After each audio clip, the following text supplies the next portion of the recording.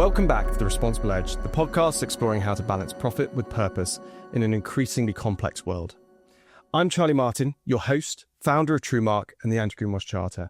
And today I'm delighted to say we're recording from the studio of our long-term partner, FutureBuild. The article that we're going to be discussing today is How AI is Reshaping Company Culture and Values, which is a strong look at how AI is starting to shape workplace behavior and culture. And I'm absolutely thrilled to say that my guest today to unpack all of this is Steve Garnett, former chairman EMEA at Salesforce, and a long-time technology leader with deep experience scaling global teams.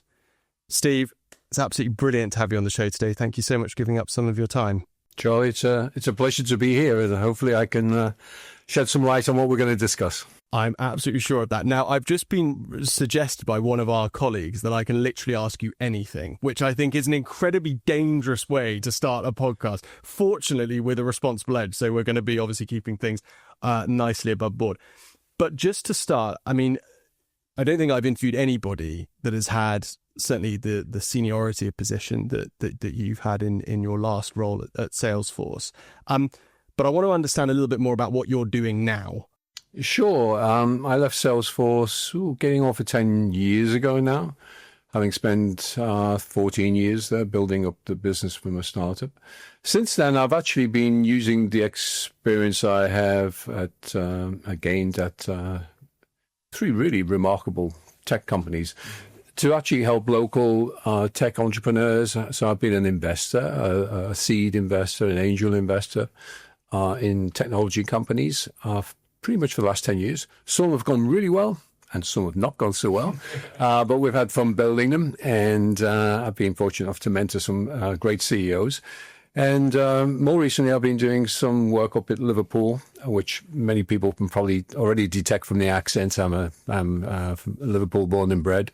At the Liverpool University Maths School, which is something that I'm quite passionate about, and really trying to help some of the talented kids, if I can call them kids, 16, 17, 18-year-olds pre-university, to help them a little bit on the financial side and support side to then go on and hopefully build a great career in technology or engineering or what have you. So it's on the STEM side, the science, technology, engineering and math side in Liverpool University. Very good. And just to, I'm going to jump around a little bit here, but I'm allowed to ask you anything. Going back into your sort of educational experience, there's a real alignment because you yourself did higher education, perhaps a PhD in STEM subjects. Perhaps just give some of our listeners and viewers a sense of what you did back then. Yeah, I think that's right, Charlie. I got really, when I look back, my real break was escaping Liverpool. If that sounds a bit detrimental, but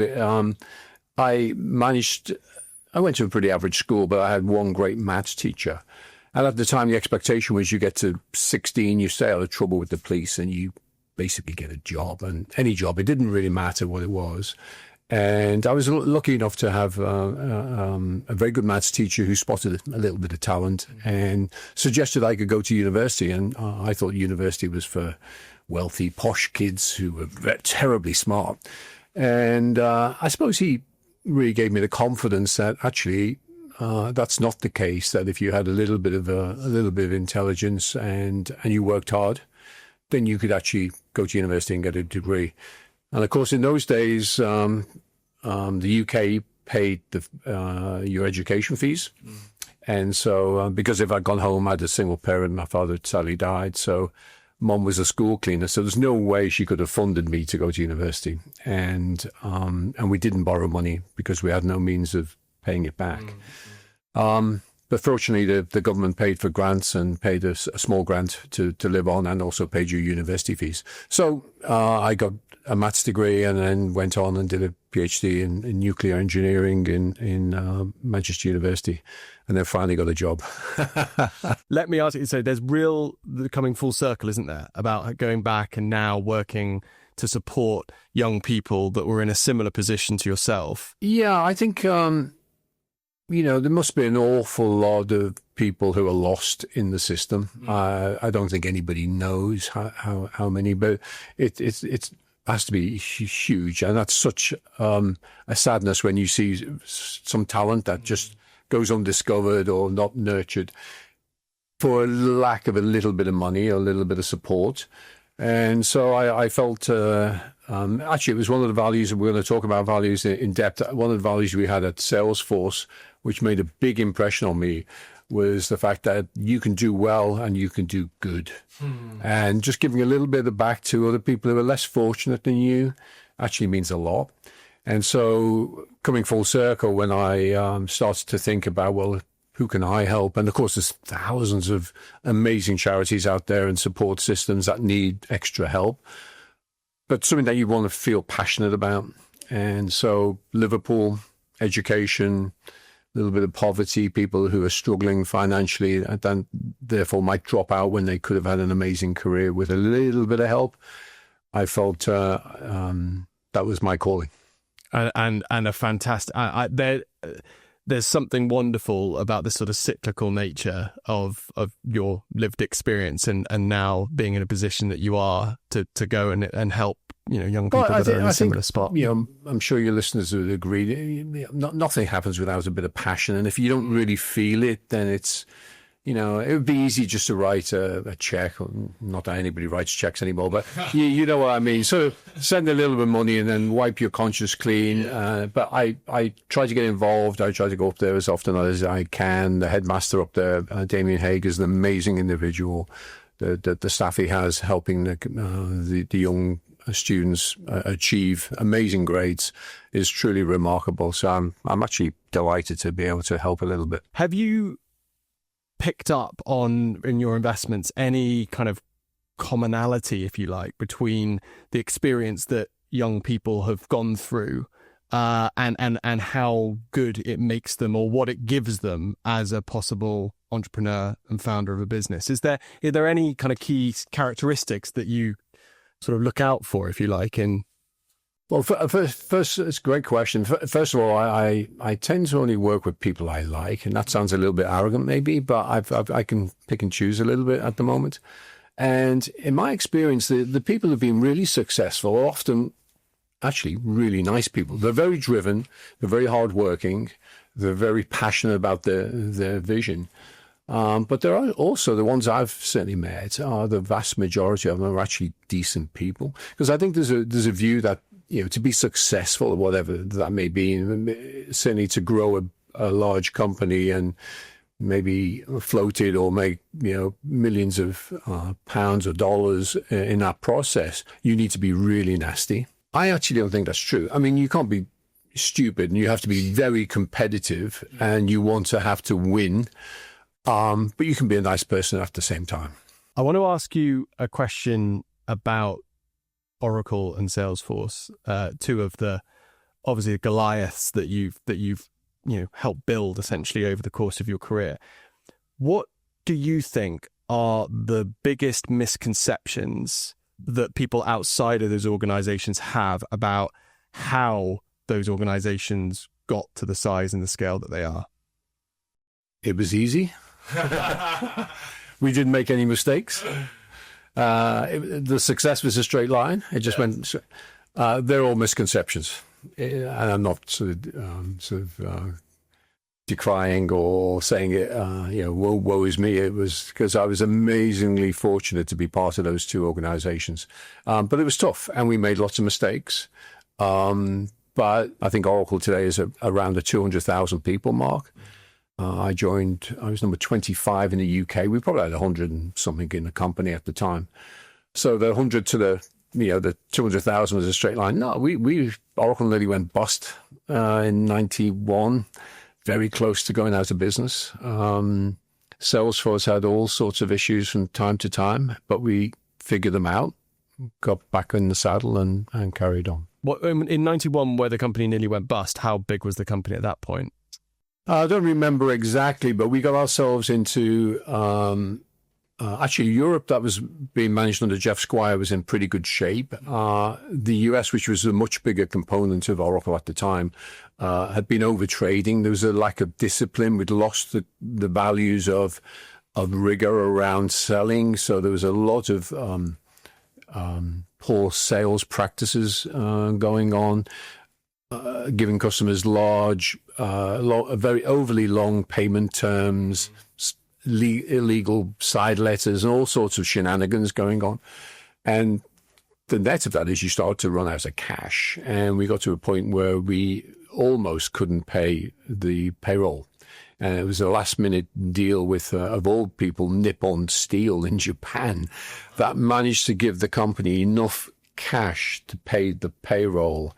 The banks had pulled in the covenants. The company was just about to go bust. Today, Larry Ellison, who still owns 42% of the company, is one of the world's wealthiest guy. But he personally was very, very close to losing it all in 91. Now, of course, he rode through that difficulty. I have to say, with the support of, very much the support of Jeff Squire, who's still going strong in the UK, a British guy who turned Oracle around. I think Larry, in one of his books, actually said, if it hadn't been for Jeff Squire, the company would have disappeared. So Jeff's still a great friend of mine, and he was my boss at the time, and is an amazing individual. But Jeff turned the company around. So Oracle would not be here today. You would not see Oracle all over the Formula One badges and cars and what have you. And actually, some of the people who Larry Ellison mentored, like Mark Benioff would work for Larry, would presumably have not. Salesforce would probably never had started either. It's amazing, isn't it, to think of the implications of these things and those, butterfly moments of the sort of secondary effects of those things. So exactly. It's immense, yeah. Exactly. When you're working with startups now, as you are, and investing in them, like what's the sort of most common piece of advice that you find yourself imparting to businesses that are at that kind of stage, with the knowledge that you have of where things can go if you have the resilience? So that was the word I was going to use before, in terms of, for you, it must have been, the fortitude to go, no, I'm going to stick with this ship, if you like, because I know where it could go, even though things are really difficult. But what's that key bit of advice that you offer? There's a whole host of things, as you can imagine, but a few obvious ones is build a company around core values. So what are the core values that you're not going to compromise? And of course, all startups want to grow, so growth is one of them, but you have to build your success around your company around customer success. I think today you have to build it around innovation. You have to be innovative. You have to keep giving the customer new ideas, new products, new services. But customer success has to be at the core. So one would be around company values, and I know we're going to talk about them a bit more. Secondly, not looking too far away. I mean, did Salesforce know it was going to go from zero to whatever it is today, $40 billion company when we started that? Of course not. You can't put that peg in the ground, and nobody would believe you anyway, even if you did. And so looking, one of the disciplines to say, just look 18 months out. No further, not 5 years, not 2 years. 5 years in the tech industry is an enormity, right? So I encourage the entrepreneurs I talk to around what we did at Salesforce, which was to put an 18-month peg in the ground and say, what would we be delighted with if we got to that position in just 18 months? And it's far enough out to stretch you, but not too far where it's stargazing and it's unbelievable. And so it can motivate the team around 18 months is not that far away. What would we be delighted with if we got there in 18 months? And then how do we make it happen? So we had a planning routine around something called the V2 MOM. What's the vision for 18 months? What are the company values I've just touched on that we are going to adhere or not compromise? And then basically, what do we have to do to make all that happen? And then we'll go away and make it happen. In terms of what do we need to do in order to get there, that 18-month time frame, as you described before, that the need to focus on customer experience, the customer success is the bit that, do you find that there's a lot of startups out there that perhaps get distracted from that, and that's a core issue for a startup business, is to not be thinking sort of almost exclusively about customer? Yeah, I think that's true, Charlie. I think it's both. But by the way, it's not just startups. I mean, a number of large companies we come across who will have some kind of customer slogan in their strapline, but it doesn't mean anything. Just by your dealings with them, and it's very easy to say and very hard to do.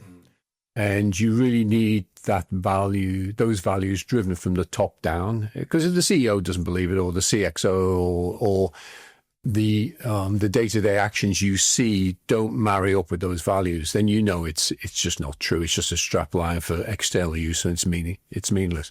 I'll give you an example, if I may. At Salesforce this was around 2006, we had a series of problems. We were trying to convince our customers or our prospects to move to become customers and move their data into the cloud, as it's called today. Seems obvious today, but it wasn't 20 years ago. And it was quite a challenge to do that. And of course, a bit like the electricity supply system, if it goes down for everybody, right? Not that it often does.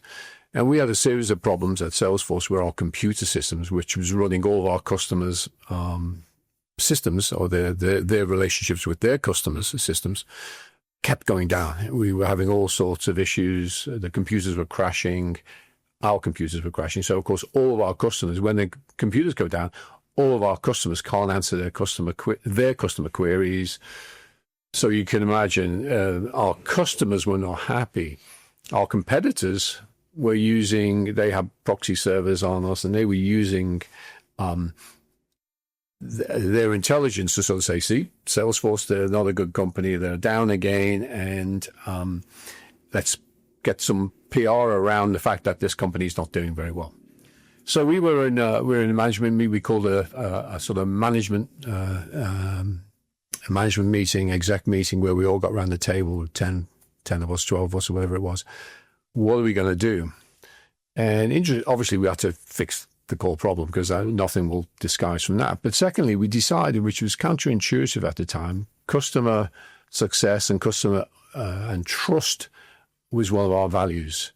And we had all sorts of conversations about how do we hide the data from our competitors and from the general public, because it was embarrassing. And we said, no, trust is one of our core values. Let's publish all of our misdemeanors, as the Americans would say. So we published all the downtime that the computers were going down, saying, look, yeah, we were out today, we apologize, we were out yesterday afternoon, we're out an hour, but we published it all because we knew that we were better than people's internal systems, our customers' internal systems, and we believed we were better than our competitors, even though we were not perfect. That was really a big decision, to launder your dirty washing in public.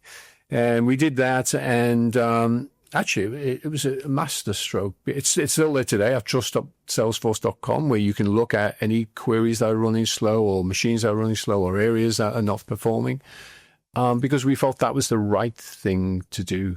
To present that degree of vulnerability, yes, in context of knowing that you were still better than the competition. That honesty to say, look, we're not perfect. Yeah, we're making mistakes, and we're really sorry, and we know we have to fix it, and we're working really hard to do it. But we'll be honest with you and show you all the times we're not hitting our standards. It aligns so closely with two things I want to comment on. Firstly, I mean, we are recording the show, I think, a week post Patagonia publishing their first progress report, which I don't know if you saw that, but literally, I think on the front cover, or perhaps the first couple of pages, the title is "Nothing We Do Is Sustainable," and they have literally gone into and described, essentially where all of the issues, if you like, that they, as the poster child for sustainable corporate behavior, are having in being sustainable.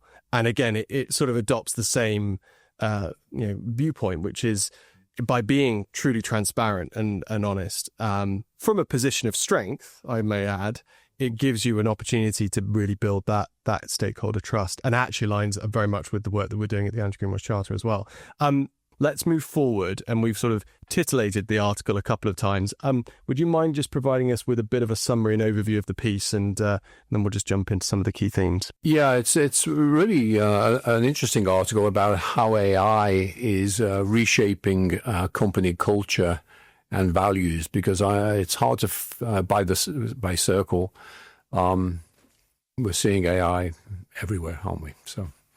So it's an interesting article, how the whole adoption of AI is reshaping company culture and values. So I should say that it's a piece that's been produced by a company who are selling an internal comms AI solution. So there is quite a lot of that internal comms engagement that kind of runs through it, which is interesting. But I think regardless of that, there's some fascinating stuff about, well, how do you, in the age of AI, make sure that that human element is still retained within everything that you do, and why that's so important.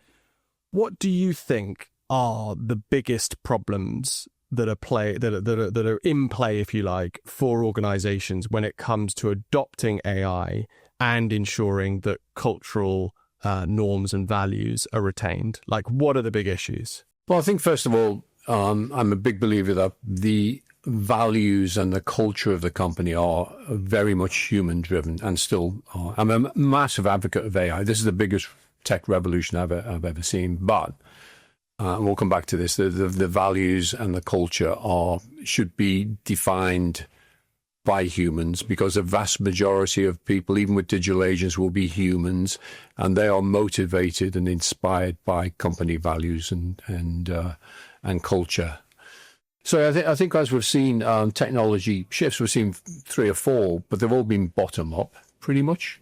You know, even the advent of computers, mainframes to minis, adoption of ERP, enterprise resource planning systems, accounting, general ledger, inventory, even CRM, customer relationship management, sales, marketing. They've all been pretty much bottom up. For the first time ever, this is a top-down decision, right? This needs the CEO involved in deciding what business processes need to be rewired for AI. And this is not something that's going to be bottom up. And so I think that's the biggest challenge I see, because a lot of CXOs think that rolling out a bunch of ChatGPT or Grok or Claude or Gemini or whatever the LLM, the large language model that they're using, rolling them out and I'm done, is not going to work anymore. It might have worked if you're rolling out a CRM system or an ERP system or some other technology, but it's not going to work for AI. How does the leadership of an organization bring people along, if you like, when it comes to adoption of AI? Because that presumably is a big concern. Because just to finish on that, I think one of the things I've spoken to somebody about recently is that, you know, there is, whether or not there's like direct panic amongst workers, there's a lot of people out there that are perhaps genuinely concerned that there's this new technology and tool that could very easily replace them. So how do you go about getting it right? Totally agree. I think there's a lot of fear out there that AI is going to take my job. I'm going to be. It's the small end of the wedge, the thin end of the wedge that's going to come in, and once it's in, I'm going to be made redundant. So there's a lot of fear, and traditionally, companies that don't move fast with technology tend to lose out. It's, if you look at, there's a great book by Clayton Christensen, Innovator's Dilemma, which is getting quite old now, but is pretty much why big companies get caught by small companies. Right. And it's normally around the fear of the organization, trying to get people to move from their daily routine, which they're set in, and that's what they would like to keep. But there's a new technology shift, which means you have to give up the old ways of working. And I think so. The biggest fear or the biggest challenge of companies is to get their employees to adopt AI. So, but how do you do that? Which is really the net of your question. I think that back to my comment that it needs to be top-down driven. I think so that's point one. Secondly, the best practices I see are getting change agents in. Who is the most respected person in your sales department or your HR department or your development group or your finance group? People who are well respected in their respected divisions. Getting them together as change agents. The CEO should chair that meeting, and they should be going through almost process by department to say which sacred cows can we rip up with AI and do them much more efficiently. And I saw one recently where the CEO chairs that committee. The people on the committees are not normally respected, but the people on the committee are all respected from their divisions. Yeah.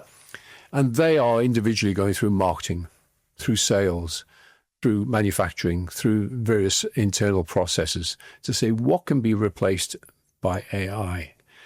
And the CEO is giving out the message that the only people who need to fear for their job are the people who are not using AI. So if you resist, you're gonna struggle in this company. And if you keep resisting, you're probably not going to be part of it.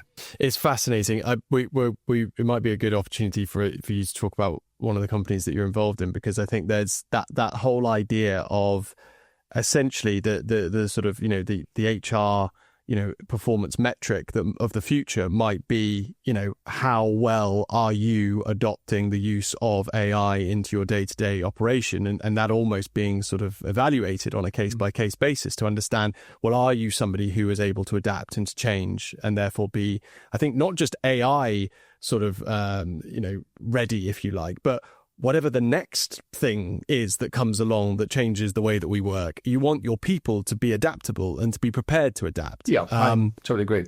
And I think it's one of those things that's easy to say, but really hard to, how do you make that happen?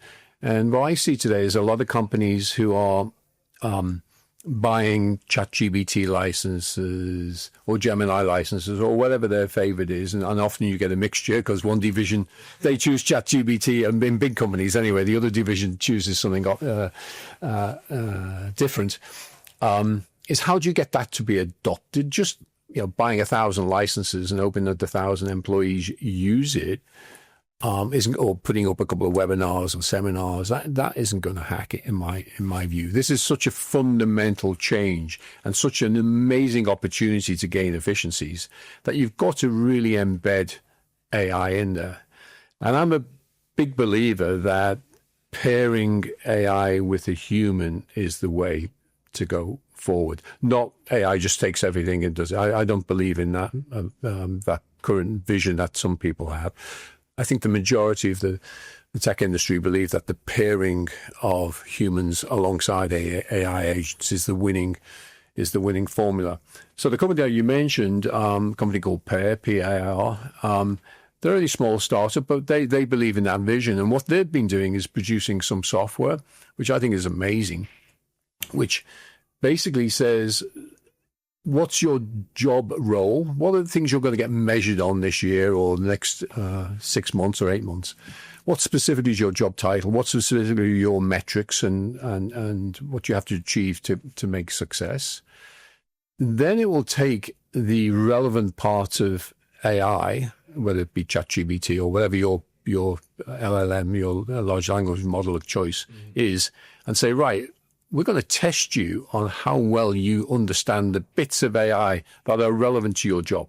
So obviously a graphics designer will have parts of AI that's very different to, somebody working in finance or sales or what have you. And then it measures you on those and it scores you. And so you can see whether you're, becoming a master at using AI for your job function, or whether you're struggling. It scores you, gives you a marking, and your manager can see that if they deem that to be, or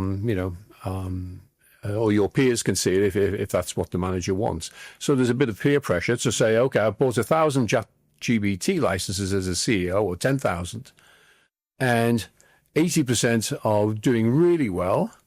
There's 10% who are struggling, and there's 10% who've just decided not to use AI. That's unacceptable. Would you say, in light of that we've talked, we've touched on values and core values, and you've described some of the values at Salesforce earlier. Would you say that having that kind of cultural value within an organization of adaptation and innovation and acceptance of change, would you say that those are kind of core values of the most successful businesses now moving forward because of the influence of AI and how dramatically different the world of work and the way that individuals' operations are likely to look like over the next 5, 10, 15 years? Are good signs, if you like, of They, a successful they business? are, but I think everyone uses change as, how many times have we seen change as a constant and all these sort of, slogans that go around, and, does anybody really pay attention to those sort of things? I don't think they do. So they have to be built into the fabric of the company. And so I think as we combine humans with AI, well, there's different ways of managing them as well, of course, because, you will need to manage AI agents, digital labor, in a very different way to humans. Agents don't cry. Agents don't get upset. Agents aren't emotional. Agents didn't have any adolescence, any childhood. They don't feel love. They don't feel hurt. We do as humans, right? We're motivated. We're inspired by our CEO, or inspired by our leaders, hopefully, and we follow their inspiration. As they say, a good manager, you can't work hard enough for a good leader. As humans, we love that stuff. Agents don't.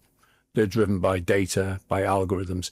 So it's going to be a challenge both to the CXO and the C-suite and the managers today, because they're going to be the first group of people who have managed humans and agents.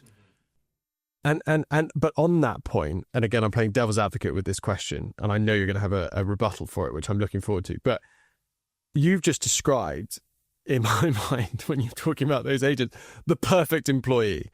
Because you're not going to have any problems with that individual at all. You're not going to have any issues. They're going to turn up. They're going to work incredibly well, incredibly hard. They're going to deliver what they were said to. You're not going to have any of the difficult issues that come with the human experience, if you like, in terms of the management of that entity. What is it in those comparative roles that makes a human still worth retaining if you've got this opportunity of having somebody or an entity produce the same output, perhaps even greater output, and not having to deal with any of those mushy, horrible, difficult human bits? Yeah, and I think that's where it's a balance, right? And as I said before about building companies, you look 18 months out, 2 years out. I'm not looking at science fiction, right? I'm not. What's going to happen in 10 years? I have no idea. And by the way, I don't think anybody else does. But it's a difficult one. But I'm talking about the next few years. The human experience is still, we buy from people. There's the old saying in sales that people buy from people, right? That's not going to be totally true now with the agents.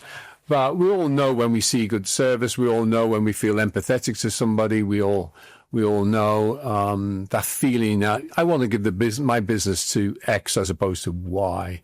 That has still got a big human factor in it. Sure, it might be very efficiently supplied to you by a digital agent in terms of it's checked whether something's in stock, it's not over-promising you, it's arranged payment terms, it's really super efficient, but there's still got to be that human element. I don't believe for one moment that, companies are going to be replaced by a digital bank of agents just running around on their behalf. And I'm pleased that you see it in those lights. I think the other thing that for me, the creativity, the genuine creativity and innovation that comes with the human mind is not something that is certainly easily replicatable using AI. Is that a fair assumption that that's a key area that will be retained in most businesses moving forward? I agree. And I think where we see the real gains is when you get AI doesn't forget stuff. So it's really good at scanning data. It's really amazing at prompting you of, we tend to forget things a lot more these days. But, agents don't. And having that advisor sitting alongside you, again, is why I see the pairing of humans with somebody who's advising you to say, Charlie, might be in medicine. Have you looked at, here's the symptoms. Have you thought of this one? This is a possibility. Oh, as a human, actually, yeah, I'll just have a lot, or I'll dismiss that. No, I'm saying it's not that case. It could be an advisor in all sorts of fields where it's just prompting you. You've got this trusted advisor sitting alongside you to help you get stuff done in terms of advising you. And then also doing the drudgery, which is stuff that it'll do super efficient because it's very easy at going off and producing an invoice and collecting the cash and making sure it's paid and then invoice numbers match up and all that dull stuff that we that we're not very good at either. And I think the article alludes to this. It talks about the implications of that being that you're going to end up with a lot of people with a lot more time within organizations to exercise those soft skills. Yeah, I think there's a lot of areas that work doesn't get done today because it's uneconomic. Mm-hmm. So if you buy a new product from somebody, a sizable product might be a sizable purchase. Does anybody call you up and say, how are you getting on? Does it work? Did it install okay? Is it going well? Of course not. You don't hear from them again, right? Until the service is due in 12 months' time or wherever it may be. So I think there'll be a lot of it. Wouldn't it be great if you bought a product and you had somebody call you to say, hey, Charlie, is it working okay? Is it meeting your expectations? Can I help you with anything? Nobody does that. I think what we'll find is there's lots of gaps in service and customer service and responsiveness that will be filled by the fact that we've got efficiency in digital agents working behind the scenes to do some of this stuff. And coming back to your earlier point on when you gave your sort of 3 key elements that really made the company the success that it was, Salesforce, customer experience and customer success.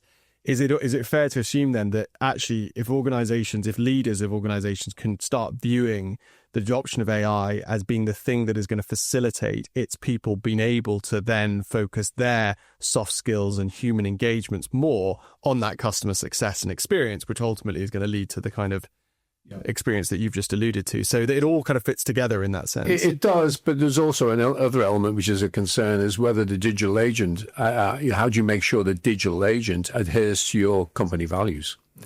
And, again, you can hear your CEO stand up and talk about the company values. You can see them in practice each day. The digital agent needs to be trained on that. How does a digital sales agent know if it's coming to sell to a customer who's just issued a big service request because something's broken down? You don't, normally with a human, you'd say, don't go and try and sell to the customer today because they've got this big service issue with a product they bought yesterday.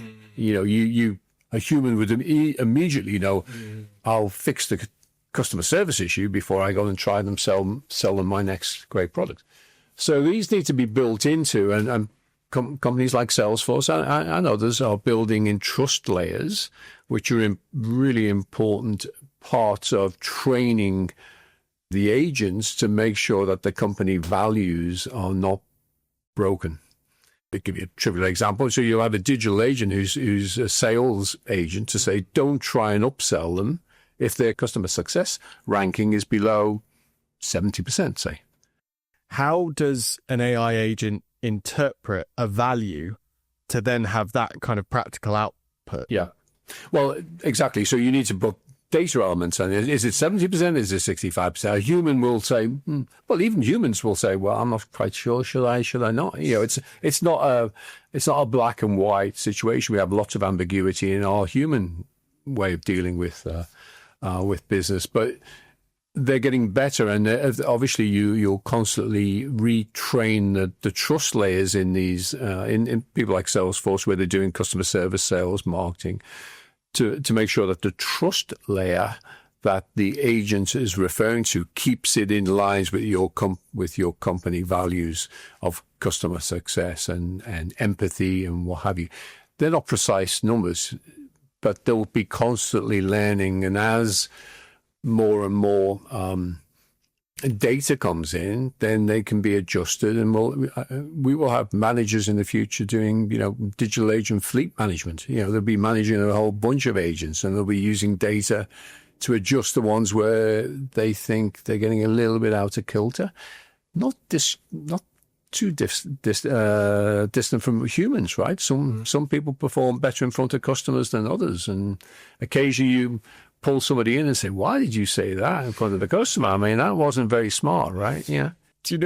I love that you brought that up, because we hear so much in the age of AI about hallucinations, and I actually feel for AI when this is posed at it sometimes, because I think well, my goodness, think about the number of hallucinations and mistakes that we're all making all the time. It's almost like we've got a completely different frame of view when it comes to judging. Absolutely. Yeah, we should say a much higher standard. Maybe we should, and certainly in the early days we should. But I think also, I think most people probably listening are familiar with, ChatGPT or Claude or Grok or what have you.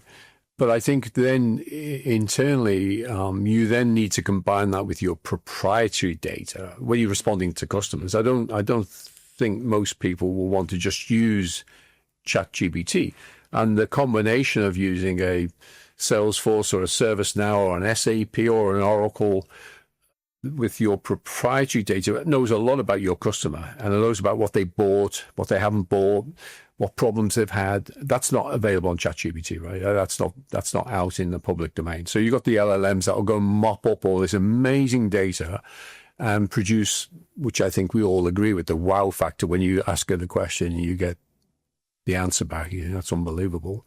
I think we've all been through that wow factor. But then if you then combine that with what they call the application programming interface, the API into your own data to produce customer specific answers, then that's the wow. And not just customer specific, but employee specific as well, which is alluded to in the article, that actually from an internal comms perspective, you can start creating, and especially from a culture and values perspective, that kind of data input into these systems that is nuanced to the organization itself can facilitate the kind of distribution of really impactful internal comms. You're right, Charlie. And I think one of the important things in terms of bringing humans on board to this new world of working with digital agents is to constantly give the humans the dashboards and the feedback of what the agents are doing, how well they are adhering to the company values, whether that be customer success, innovation, growth, philanthropy. What are the agents doing that's helping improve our customer values? And I think if you keep saying, wow, an employee says, wow, those agents have gone off and done this bunch of stuff, which that would have taken us ages to do, and it adheres to what we're doing, that will build confidence. That will build confidence and build empathy with the fact that this is not a threat. This is a benefit, and how we're going to get an awful lot more done. It really struck me earlier when you said about those people that you want to get in the room from that top-down adoption perspective being the respected heads or the respected people working within those departments. That's a really interesting sort of term. You could have just said the heads of the departments. You wouldn't necessarily have said heads of departments are not always respected. Well, that's what's fascinating, is that you've acknowledged that actually when it comes to something like AI, that there is going to be concern in some of these departments about the impact that this is going to have upon people's jobs and the security that they're experiencing. That actually having that respected person within. I think it's human nature, Joy. I'm sure there's people in your industry who you massively respect, and you've come across, you think this guy or girl is really smart, really good. If they say X, Y, Z, I'm tended to really believe it because I have huge respect for them. And I think that then if you do that in each of the respective divisions in a company, it's one practice. It's not the only one. You can do many things, but I think it helps people say, well, this group are advising on how we bring in AI into our company without destroying a company or without having everybody fear the company is going to be soulless or we're all going to lose our jobs and all the doom and gloom that can sometimes spiral, certainly in a company where everyone's chatting around the coffee machines and what have you. It's all going to be a disaster. I suppose this is going to be great because our representative on that committee is a really top girl, really top guy. We can trust what's coming out of that group to be the best for both for us and for the company. I love that. What a brilliant place to finish on when talking about AI adoption and the impact on values and culture, respect and trust, and how those are two of the core kind of focuses of how you get this right. Steve, I couldn't afford to, but I would love to keep talking to you all day on all these things. But I'm going to conclude now. If I was to hand you that magic wand and you could change one or two things about the commercial world this instant, what would they be? Well, as we've just been discussing, I'm super excited by AI. If I could accelerate AI in education, I would. Can you imagine what's doable today? Having a personal tutor, just somebody who talks to you, Charlie, and encourages you to understand whatever your passion is. So for me, it was maths, and can remember where I was struggling, how I couldn't remember my trigonometry, my sine over opposite over hypotenuse and the sines and all that sort of stuff where you can't remember. I can still remember it, and that's 50 years on more. But something like that, who picks you up, encourages you, never gets upset, never gives you homework to do, never sends you to the back of the class because you haven't understood anything, never is derogatory to you, but is encouraging you. Imagine the amount of wastage that's happening today. All those Einsteins and Newtons and D.H. Lawrences who get lost because they haven't got the access to education. What a dream that would be. So that would be one magic wand. I think the other one is what I'm seeing happening. Again, I'm not looking too far out. I'm not, stargazing. I think we're starting to see AI in medicine in an incredible way. I was listening to actually Larry Ellison talk the other day, the CEO, founder of Oracle, my old boss, talking about how they're working on having AI attached to real-time robotics.